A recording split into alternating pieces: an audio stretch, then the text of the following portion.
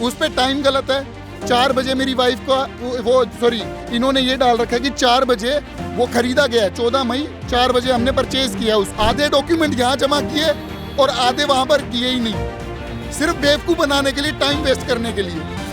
2 लोगों को हमारा डोनर दिखाया। आप समझिए, 2 डोनर, डबल डोनर लेगा कोई।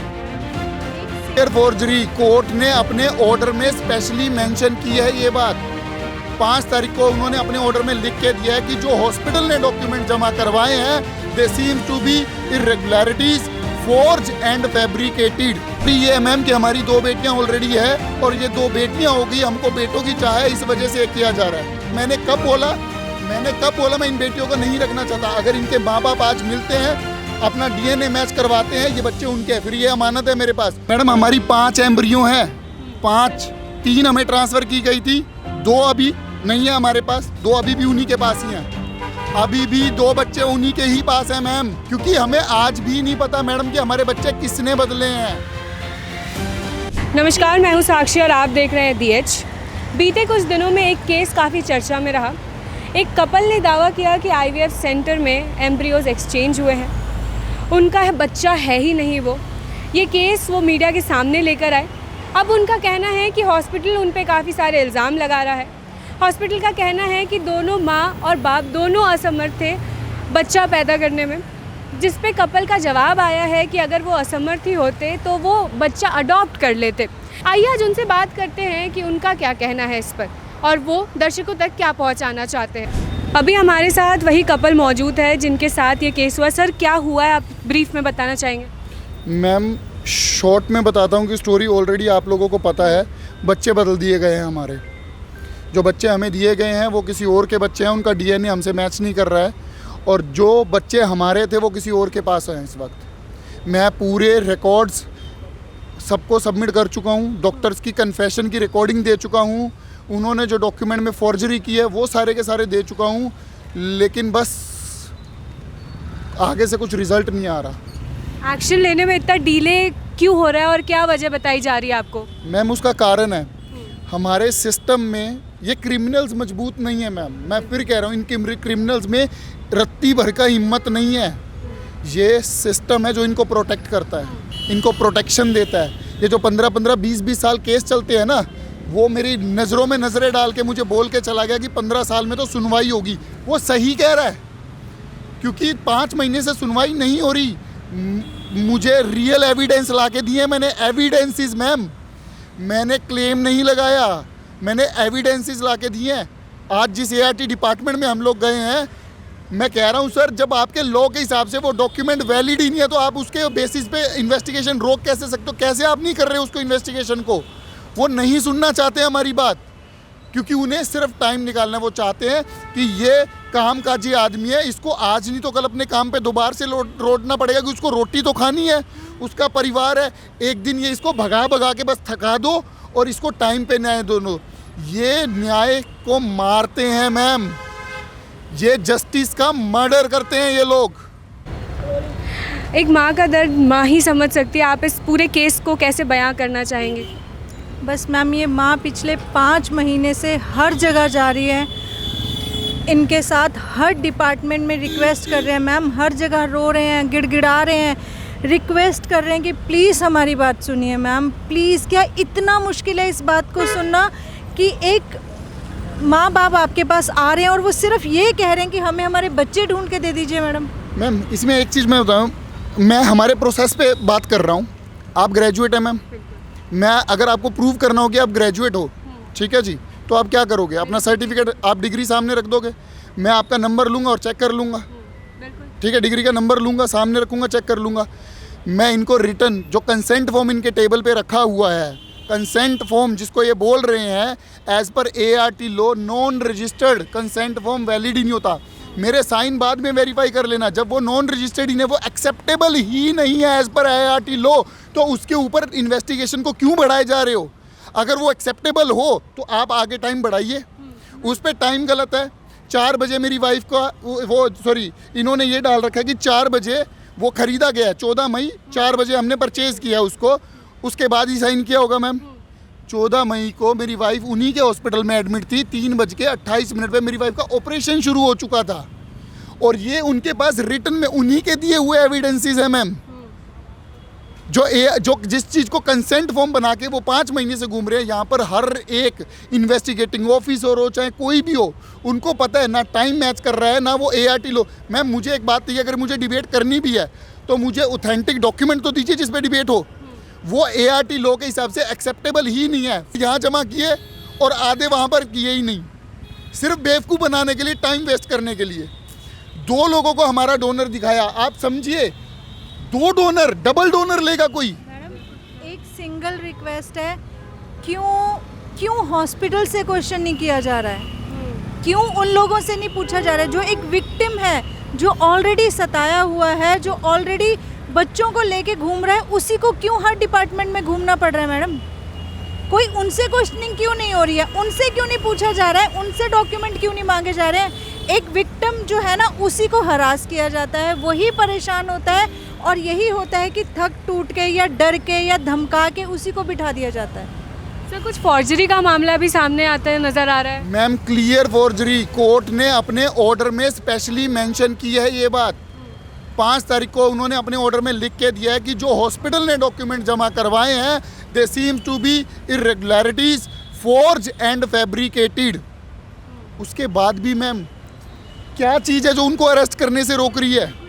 अब एक बात बताइए, वो वहाँ पर जाके एक मनोहर कहानी सुना रहे हैं, उसको सुना जा रहा है। आप उनको ये बोलिए कि आपको कहानियाँ सुनाने के लिए नहीं बुलाया हमने। Talk about the evidences, what evidence do you have कि इन्होंने डोनर लिया?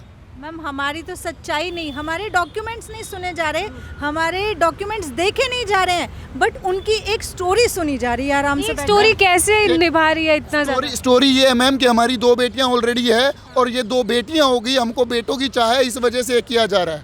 मैम यहाँ के, मैंने कब बोला मैं इन बेटियों को नहीं रखना चाहता? अगर इनके माँ बाप आज मिलते हैं, अपना DNA मैच करवाते हैं, ये बच्चे उनके, फिर ये अमानत है मेरे पास। और अगर नहीं मिलते या फिर ये लोग पहुंचने नहीं देंगे, इन दोनों बेटियों को अपने कलेजे से पाल के रखूंगा मैं।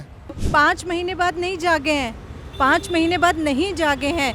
हॉस्पिटल से बात की थी 14 तारीख को, तो मैडम 14 जनवरी को हमारी DNA रिपोर्ट आ गई थी कि ये बच्चे हमारे नहीं हैं। दिल से लगा के रखा है इन बच्चों को तब से लेके अभी तक। 5 महीने से सिर्फ धक्के खा रहे हैं, 5 महीने से इन्वेस्टिगेशन मांग रहे हैं, 5 महीने बाद याद नहीं आई हमें। 5 महीने से हर पुलिस स्टेशन में जाके रोए हैं, गिड़गिड़ाए हैं, पैर पकड़े हैं, हाथ जोड़े हैं। पुलिस की इन्वेस्टिगेशन 31 तारीख को 3 महीने तक FIR नहीं की गई। 31 तारीख तीसरा महीना रात को हमारी FIR की गई है और सुबह 1 तारीख को उस पर स्टे दे दिया गया है। इतनी जल्दी क्रिमिनल्स के लिए ये फैसिलिटीज़ है यहाँ पर, ये इंडिया है। सर हॉस्पिटल इसको एक नया एंगल देना चाह रहा है कि आप बेटियों को नहीं रखना चाहते। मैम इस पे आप क्या बोलेंगे?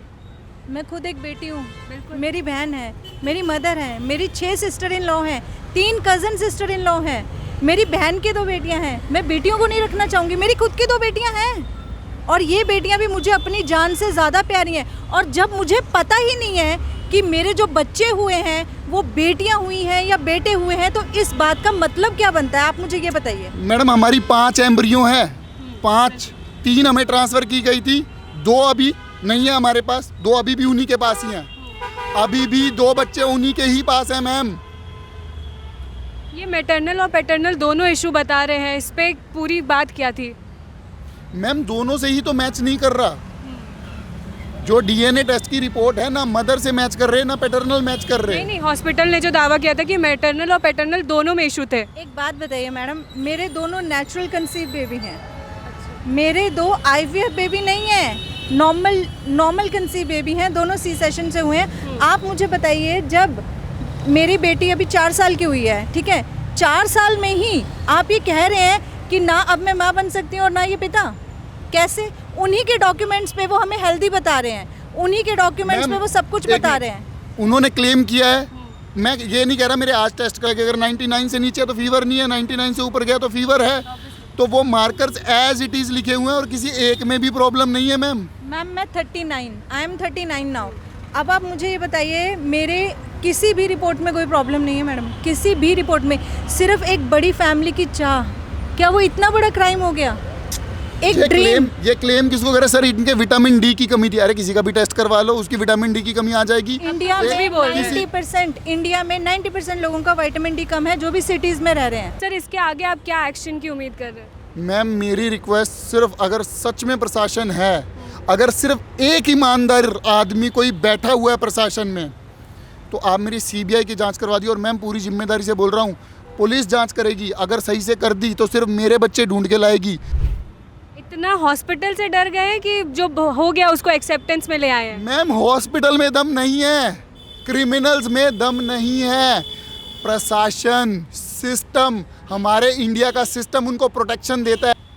आज एक माँ रो रही है अपने बच्चों के लिए, और जो बच्चे इनके पास है उनको भी रखने को तैयार है। एक लास्ट बात आप अगर जो गवर्नमेंट से बोलना चाहे वो आप क्या बोलें? मैम एक चीज हमने अभी तक अपनी किसी भी बाइट में किसी पर्टिकुलर हॉस्पिटल को नहीं बोला।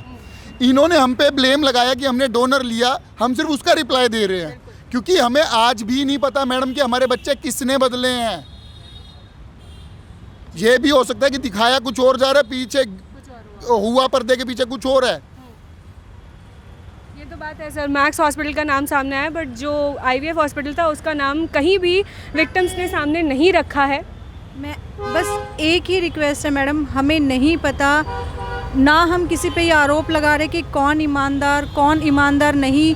हम कोई भी नहीं है, बिना किसी के ऊपर कोई भी इल्ज़ाम लगाने के लिए हम कुछ भी नहीं है। बस हम दुखी हैं, हम सिर्फ परेशान हैं, अंदर से टूट चुके हैं। एक माँ, एक पिता पिछले 5 महीनों से हर जगह के चक्कर लगा लगा के सिर्फ परेशान हो चुके हैं। और आज ये जो एग्रेशन आ रहा है ना, सिर्फ शायद उस परेशानी का, उन मासूमों को 2 को गोद में लेके हर डिपार्टमेंट में जा रहे हैं ना, सिर्फ उसके दर्द निकल रहा है मैडम, और कुछ नहीं है। रिक्वेस्ट है प्लीज़, किसी पे कोई एलिगेशंस नहीं है, कोई भी एलिगेशंस नहीं है किसी पे। इन्वेस्टिगेशन तो होने दीजिए, इन्वेस्टिगेशन तो कर लेने दीजिए। इन्वेस्टिगेशन ही नहीं होने दी जाएगी। बात बताइए, कैसे पता चलेगा कि कहाँ गड़बड़ हुई है? जब तक इन्वेस्टिगेशन नहीं होगी, हम तो कह रहे हैं हमें नहीं पता कि वो बच्चे जन्म के बाद बदल दिए गए, हमें नहीं पता कि वो बच्चे एम्ब्रियो ट्रांसफ़र के टाइम पे बदल दिए गए। जब हमें पता ही नहीं है तो हम आपसे क्या कहें? हम तो खुद ढूंढ रहे हैं ना मैडम पिछले 5 कोर्ट महीने में गए हैं क्योंकि उन्होंने हम पे ब्लेम लगाया, हमने डोनर लिया है। उन्होंने रिवीजन पिटीशन डाली है मैम, और कोर्ट ने दो हियरिंग में बता दिया कि वो पेपर फोर्स है। जब मैम कोर्ट कर सकती है ये चीज़, तो ये लोग 3 महीने से फाइलें रोक के बैठे हुए थे मेरी। और जाते ही उन्होंने क्या बोला कि आप तो बोलिए ही मत, क्योंकि आपके बारे में तो हमें पता है, आपकी तो सब कुछ है। Will take a call. Why will you take a call? आपके डेस्क पे मैंने पेपर रखे हैं, जो इन्होंने ओरिजिनल पेपर, मैंने सर्टिफाइड कॉपी मंगवाई कोर्ट से, मैंने उनके टेबल पे रखी कि सर आप सिर्फ इतना बता दीजिए, क्या ये जो कंसेंट फॉर्म है ये एक्सेप्टेबल है? क्या ये एक्सेप्टेबल है? इसमें तो कोई बड़ी बात नहीं है, मेरे साइन बाद में हो जाएंगे चेक, ठीक है। पहली बात तो क्लियरली बोल रहा हूँ, बच्चा बता देगा वो साइन मेरे नहीं है, बच्चा बता देगा मैम, खुद कोर्ट ने उल्टा बुला लिया था, ठीक है जी। लेकिन आपको तो पता है कि उसकी एक, आप मैम एक फर्जी डिक्री बना लेंगे, उस पर किसी यूनिवर्सिटी की स्टैंप नहीं होगी, क्या वो एक्सेप्ट किया जाएगा? आप मुझे बताइए, आप मुझे डिग्री ला के दो, बोलिए कि मैं जर्नलिस्ट हूँ या मैं ग्रेजुएट हूँ, और उस पर किसी भी यूनिवर्सिटी की स्टैंप भी नहीं है, तो क्या वो वैलिड होगी? कोई बंदा उस पर बहस भी कर पाएगा? जब कोर्ट मान रहा है तो ये क्यों नहीं मान रहे? सबसे बड़ा सवाल अब बस इतना ही है। मैम कल से मैं ये केस कवर कर रही हूँ कंटिन्यूसली, और मैंने एक कमेंट बहुत ज़्यादा देखा कि अब इन बेटियों का क्या होगा। आप सबसे मैं समझ सकती हूँ एज अ मदर कि आप लोगों के क्या कंसर्न है, आप क्या प्यार दिखाना चाह रहे हैं। ये बेटियाँ जिस दिन से हमारी गोद में आई हैं, उस दिन से हमारे पास अमानत है किसी और माँ बाप की। उनके माँ बाप अगर आते हैं और इन बच्चों को एक्सेप्ट करते हैं तो जी सदके। अगर ऐसा नहीं होता है, परमात्मा ना करे ऐसा हो, अगर ऐसा होता है कि उनके पेरेंट्स नहीं मिलते, ये बच्चे ज़िंदगी भर के लिए मेरे और मेरे हस्बैंड की रिस्पॉन्सिबिलिटी हैं। और ये हम बिल्कुल आप सबसे कह रहे हैं हाथ जोड़ के, इन बच्चों की आप बिल्कुल भी टेंशन मत लीजिए, ये बच्चे बहुत ही सेफ हाथों में हैं। मैम 2 बेटियां मेरी है, 2 बेटियां मेरी गोद में है, क्या गारंटी है कि अगली वाली 2 बेटियां नहीं होंगी मेरी? 1, 2, 3 जितनी भी हों, अगर वो भी बेटियां ना मैम, मेरे बाप ने 6 बेटियों को पाला है, और वो तो गरीब परिवार से थे, मैं सक्षम हूँ मैम, मैं सबको पाल लूँगा, ऐसी एजुकेशन दिलाऊंगा, इस सिस्टम को हिला देंगी जब मेरी बेटियां बड़ी होंगी। इसी सिस्टम में भेजूंगा मैं मेरी बेटियों को, इन सबको ये बताने के लिए कि असली में जिस सैलरी को आप लेते हो ना, हम लोगों से आती है, हम लोगों से आती है, वो इनको समझाएंगी। मेरी बेटियां हैं, ये अगर ये 2 बेटियां बची ना, मेरी चारों बेटियों को भेजूंगा इसी सिस्टम में। चैलेंज करके जा रहा हूँ मैं, मेरी चारों बेटियां इस सिस्टम में आएंगी और इस सिस्टम को सही करेंगी, चारों के चारों। आपको पता है जब हुआ ना तो मेरी मदर इन लॉ ने क्या कहा, मेरी मम्मी ने इनसे कहा, मैं बाद में बात बेटा या तो कान्हा जी के साथ हुआ था या अब इन बच्चों के साथ हुआ है, तो मैं यशोदा माँ हूँ उनकी, पालूंगी, और ये नंद बाबा हैं, पालेंगे हम उन बच्चों को। मैम मेरे पे ब्लेम लगाया जा रहा है कि आपने, ये रिकॉर्डिंग है मैम, इनको दे चुका हूँ मैं। उसने मेरी आंखों में आंखें डाल के बोला, भैया कोर्ट में मत जाना, 15 साल बाद सुनवाई होगी आपके केस के बारे में। लास्ट क्वेश्चन मेरा आपसे रहेगा मैम कि ये हॉस्पिटल को ढकने की कोशिश हो रही है या सिस्टम इसमें नाकाम नज़र आ रहा है? पता नहीं मैम, मैं तो एक माँ हूँ और सिर्फ इतना कह रही हूँ और इतना ही समझ पा रही हूँ कि बस रिक्वेस्ट है, सिर्फ बच्चे मांग रहे हैं, किसी सिस्टम के ख़िलाफ़ नहीं करना हमें कुछ, किसी हॉस्पिटल के ख़िलाफ़ नहीं करना, और ना कर रहे हैं। हम सिर्फ एक हॉस्पिटल जहाँ मेरा 10 से 12 महीने ट्रीटमेंट हुआ, मेरा इतना तो बनता है मैडम, मैं उस हॉस्पिटल में जाके पूछूंगी ये क्या किया, ऑब्वियसली कहाँ है मेरे बच्चे, क्यों नहीं मिल रहा डीएनए।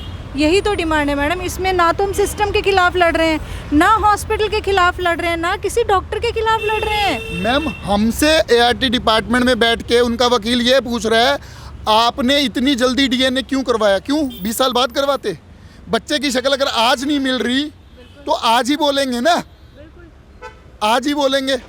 ये एक केस के नज़र से देखे जाने वाली चीज़ नहीं है। एक पेरेंट अपने बच्चों की मांग कर रहा है, जो ये बोल रहा है कि जो उनके बच्चे हैं, अगर उनके पेरेंट्स आते हैं तो वो उन्हें देने को तैयार है, अगर नहीं आते हैं तो वो उनको और अच्छे से पालने को तैयार है। अगर कोई चूक हुई है तो उसको ठीक किया जाए, उसको दबाया नहीं जाए। अगर वहाँ से कोई गलती नहीं है तो वो भी खुलकर सामने आए, इन्वेस्टिगेशन ज़रूर होना चाहिए और आगे इस केस में क्या होता है डीएच आपको बताता रहेगा। बाकी ऐसी तमाम खबरें देखने के लिए देखते रहिए डीएच। मैं साक्षी, मेरे साथ वीडियो जर्नलिस्ट अफसाना।